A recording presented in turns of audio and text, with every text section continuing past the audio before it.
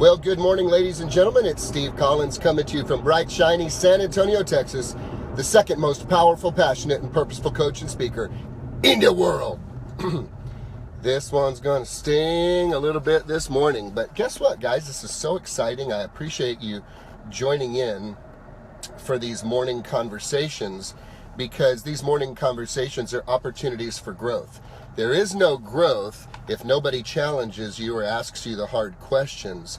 So I was thinking about this morning's video at length. And you know, one of the things that I want to mention is that societies change, principles do not. Societies change and principles do not. Let me just give you an idea of what I'm talking about. I'm 48, so I remember when I was a kid, I mean, you had stuff like, you know, the Brady Bunch, man. You had like Gilligan's Island on TV. TV was very, very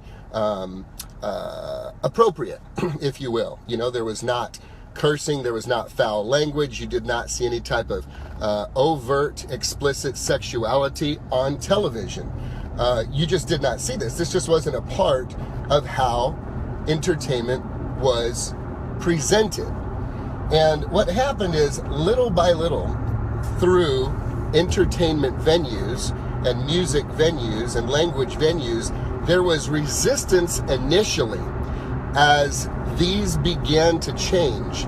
And yet what occurred was a very subtle, unnoticeable erosion of purity and principles. Are you a hypocrite?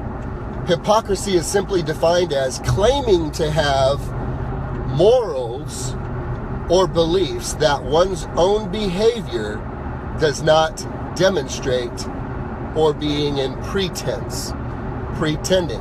To some degree, most people have some form of hypocrisy. So what do I mean by that? You say you believe this, and you believe you possess that, and yet, is your life speaking that?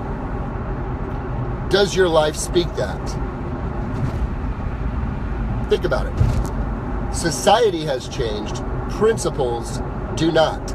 There is a constant erosion. So when I hear and see all people, I'm not talking Democrats, I'm talking all people who get inflamed with rage over what appears to be moral issues with leaders of all kind.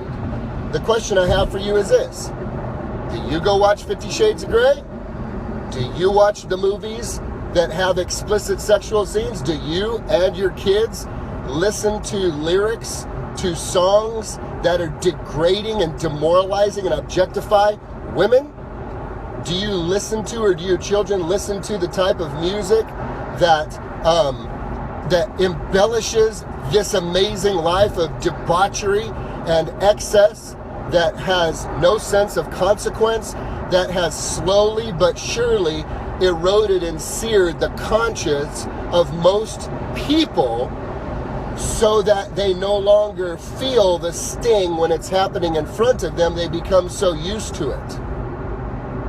Are you a hypocrite? Do you say you have a moral compass and moral beliefs, and does your behavior and activities not line up with what you say? Are you?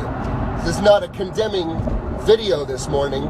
This is a challenge to say, are you living the very standards that you expect your leadership to be living?